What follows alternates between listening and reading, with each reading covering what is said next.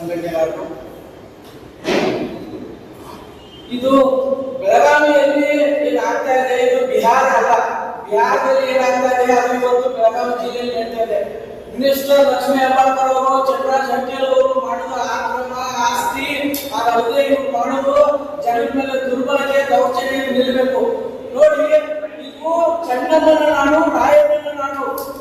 ಹಂಗ ಚನ್ನಮ್ಮನ ಹೋಲಿಕೆ ಮಾಡ್ತಾ ಇದ್ದಾರೆ. ಚನ್ನಮ್ಮ ಏನ್ ಮಾಡಿದ್ದಾರೆ, ಒಂದು ರಾಜ್ಯವನ್ನು ಕಟ್ಟೋದಕ್ಕೆ, ಸಮಾಜ ಕಟ್ಟಕ್ಕೆ, ಜನರು ಉಳಿಸಿಗೆ ಚನ್ನಮ್ಮನವರಿದ್ರು.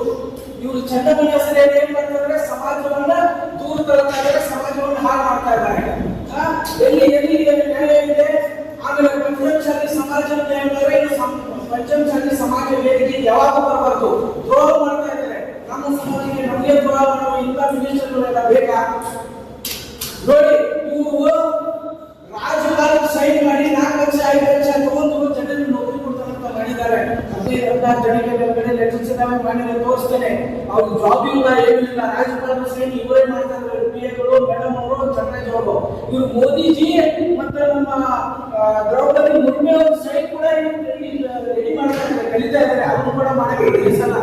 ಇದಲ್ಲದೆ ಮನೆ ಇವರಿಗೆ MP, MLA, MLC ಇವರಿಗೆ ಬೇಕು, ಶುಗರ್ ಫ್ಯಾಕ್ಟರಿಗಳು ಅಧಿಕಾರ ಬೇಕು, DCC ಬೇಕು, JDB, TB ಕೂಡ ಇವರು ಅಕ್ಕಪಕ್ಕ ತಂಗಿಯರು, ಅಕ್ಕನ ಮಕ್ಕಳನ್ನ ಎಲ್ಲ ರೆಡಿ ಮಾಡ್ತಾ ಇದ್ದಾರೆ ಜಿಲ್ಲೆಗಳಲ್ಲೆಲ್ಲ.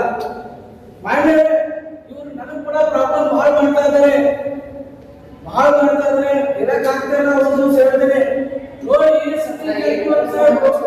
ಸತೀಶ್ ಜಾರಕಿಹೊಳಿ ಸಾಹೇಬರು ಅವರು ಎಷ್ಟು ಸೂಕ್ಷ್ಮವಾಗಿ ರಾಜಕಾರಣ ಮಾಡ್ತಾರೆ. ಯಾವುದೇ ಪಕ್ಷದವರಿರಲಿ, ಯಾವುದೇ ಸಮಾಜದವರಿರಲಿ, ಅಲ್ಲಿ ಹೋದ್ರೆ ಅವ್ರಿಗೆ ಗಂಟು ಕೊಡೋದು, ಕೆಲಸ ಮಾಡೋದು ಮಾಡ್ತಾರೆ. ಇಂಥ ರಾಜಕಾರಣಗಳು ಇರಬೇಕು. ಇದಲ್ಲದೆ ಮಾಡಿದ್ರೆ ನನ್ನ ಜೊತೆ ಎಲ್ಲ ಸಂಘಟನೆಗಳ ಜೊತೆ ಇದ್ದಾವೆ. ಈ ಅನ್ಯಾಯ ಮಾಡ್ತಾ ಇದ್ದಾರಲ್ಲ, ಅನ್ಯಾಯ ಜೊತೆ ಸಂಘಟನೆಗಳಿದ್ದಾವೆ. ಮಾಡಿದ್ರೆ ಇವತ್ತು ಪರಿಸ್ಥಿತಿ ಏನಾಗಿದೆ ಅಂದ್ರೆ, ನನ್ನ ಅಂಗೀಕರಣ ಪರಿಸ್ಥಿತಿ ಬಂದಿದೆ. ಯಾಕಂದ್ರೆ ನಾನು 2.5 ವರ್ಷ ಆಯ್ತು ಫ್ಯಾಕ್ಟ್ರಿ ಹಾಕಿ ಏನಾದ್ರು ಕೊಡ್ತಾ ಇದ್ದಾರೆ, ಸಂಬಳ ಕೊಡ್ತಾ ಇದ್ದಾರೆ. ಇದಲ್ಲದೆ ಇಷ್ಟೆಲ್ಲ ಆಗಿ ನಾನು ಹಾಳು ಮಾಡ್ತಾ ಇದ್ದಾರೆ. ಯಾಕಂದ್ರೆ ನಾನೆಲ್ಲ ನಿಮ್ಗೆ ತೋರಿಸ್ಬೇಕು. ಯಾಕಂದ್ರೆ ನನ್ನ ಚಂದ ಬೇರೆ ಯಾರಿಗೂ ಈ ಜಿಲ್ಲೆಯಲ್ಲಿ ಆಗ್ಬಾರ್ದು. ಯಾಕಂದ್ರೆ ಏನಾಗ್ತಾ ಇದೆ ಉಚಿತ ಇರುತ್ತೆ ನಿಮ್ಗೆ. ಲಕ್ಷ್ಮೀ ಮೇಡಮ್ ಅವರೇ, ನಿಮ್ ಕಡೆ ಭೂಮಿ ಇರ್ಬೋದು, ಅಧಿಕಾರ ಇರ್ಬೋದು, ನನ್ನಿಂದ ಜನ ಇದ್ದಾರೆ, ನನಗೆ ಬುದ್ಧಿ ಇದೆ.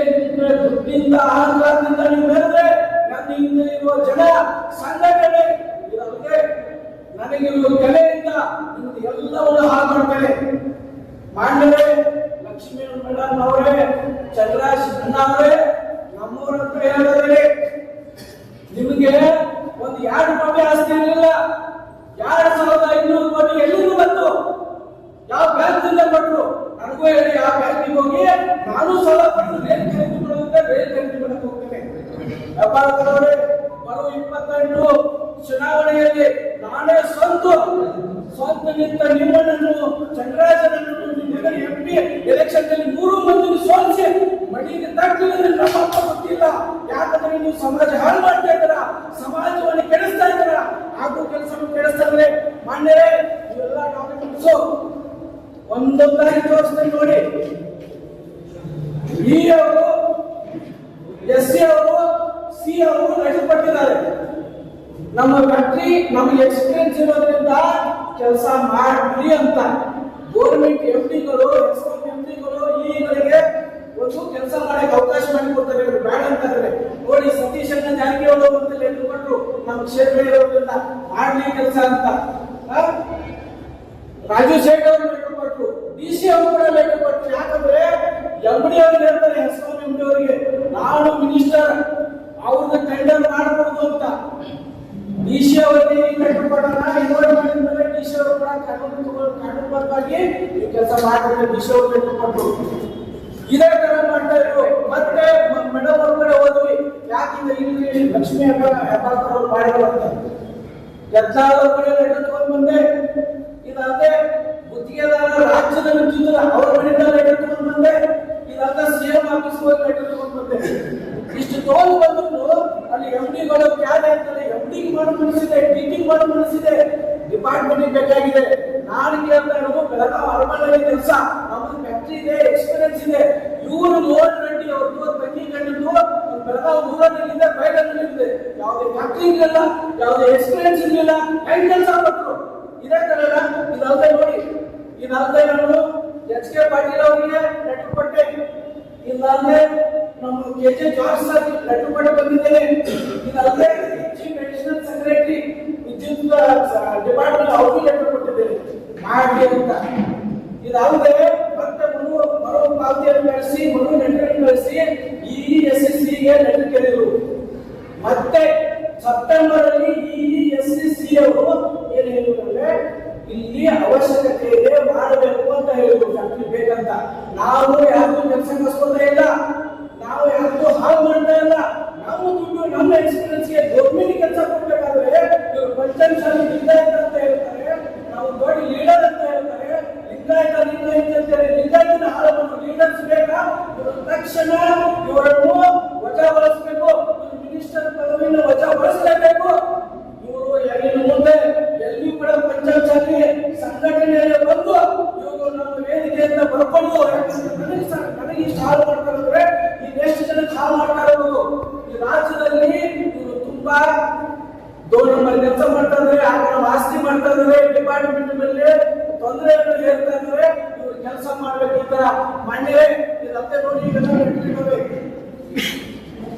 ಮಿನಿಸ್ಟರ್ ಹೋಗಿದೆ, CM ಅವರಿಗೆ ಏನ್ ಹೋಗಿದೆ ಅಂದ್ರೆ, ಸರ್ಕಾರ ಆದೇಶ ಸಂಖ್ಯೆ 420 ಅಂತ ಹಾಕಿ 3 ಲಕ್ಷ 4 ಲಕ್ಷ 5 ಲಕ್ಷ ಇಸ್ಕೊಂಡಿದ್ದಾರೆ.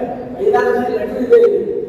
ಯಾರು ಸೈನ್ ಮಾಡಿ ಇದೆಲ್ಲ ಗೌರ್ಮೆಂಟ್ ಸಿಗ್ನೇಚರ್, ರಾಜ್ಯಪಾಲ ಸೈನ್ ಮಾಡಿ PA ಎಲ್ಲ ಕೊಡ್ತಾರೆ ಅಂದ್ರೆ ಎಲ್ಲಿ ಹೋಗಿದೆ ಸರ್ಕಾರ? ಏನ್ ಮಾಡ್ತಾ ಇದೆ?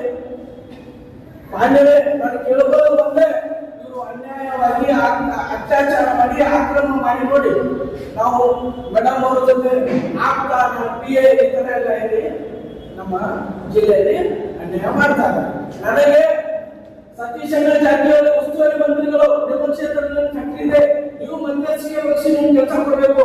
ನಾನು ನ್ಯಾಯ ಕೇಳ್ತಾ ಇದ್ದೇನೆ, ನನ್ನ ಫ್ಯಾಕ್ಟ್ರಿ ಇದೆ, ನನಗೆ ಎಕ್ಸ್ಪೀರಿಯನ್ಸ್ ಇದೆ, ಇದನ್ನ ಬಾಕಿ ಬರ್ತಾ ಇಲ್ಲ, ಯಾಕೋ ಮನೆ ಮುಗಿತಲ್ಲ, ಯಾಕೋ ಕೆಲಸ ಕಳ್ಸ್ಕೊತಾ ಇಲ್ಲ ನಾನು.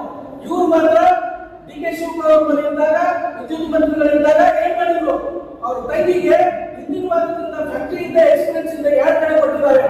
ಇದು ಯಾರು ಕೇಳೋರು? ಸತೀಶ್ ಜಾರಕಿಹೊಳಿ ಉಸ್ತುವಾರಿ ಮಂತ್ರಿ ಅವರು ಭಾಗವಹಿಸಬೇಕು. ಇದಲ್ಲದೆ MD ಆದ ವೈಶಾಲಿ ML ಅವರೇ, ಎಸ್ಕಾಂ MD ಆದವರು, ನೀವು ಹೇಳ್ರಿ IAS ಆಗಿದ್ದೀರಾ, ನೀವು IAS ಆಫೀಸರ್ ಆಗಿಬಿಟ್ಟು ಇಂಥ ಒಂದು ಮಿನಿಸ್ಟರ್ ಮಾತ್ರ ನೀವು ಕೆಲಸ ಮಾಡಲ್ಲ ಅಂದ್ರೆ ಏನ್ IAS ನೀವು? ಯಾಕೆ ನ್ಯಾಯ ಪದ್ಧತಿ ನಿಮಗಿಲ್ಲ? ಏನ್ ಕಲ್ತಿದ್ದಾರೆ ನೀವು IAS ಅಲ್ಲಿ? ಇನ್ನೇ ಕಲ್ತಿದ್ದಾರ? ನಾನು ರಿಕ್ವೆಸ್ಟ್ ಮಾಡ್ತಾ ಇದ್ದೇನೆ, DT ಅವರೇ, ಎಸ್ಕಾಂ DT ಅವರೇ, ಅದಲ್ಲದೆ MD ಅವರೇ, ನಾನು ನ್ಯಾಯಬದ್ಧವಾಗಿ ಹೇಳ್ತಾ ಇದ್ದೇನೆ, ನಿಮಗೆ ಕೆಲಸ ಸಿಗಬೇಕು. ಕೆಲಸ ಸಿಗ್ಲಿಲ್ಲ ಅಂದ್ರೆ ಯಾವ ಫ್ಯಾಕ್ಟ್ರಿ ಮುಚ್ಚೋದು ಬಂತು, ಕಾನೂನು ಬರ್ತನಿಗೆ ಯಾವ ತರ ಬೇರೆ ಬೇರೆ ರಾಜ್ಯದಿಂದ ಕ್ಲಾಸ್ ಫ್ಯಾಕ್ಟ್ರಿ ಬಂದ್ ಮಾಡ್ತಾರೆ. ಬರುವ ಎಲೆಕ್ಷನ್ 3 ಜನ ಮನೆ ಮುಚ್ಚಿದ್ರೆ ಮಾಡ್ತಾರೆ.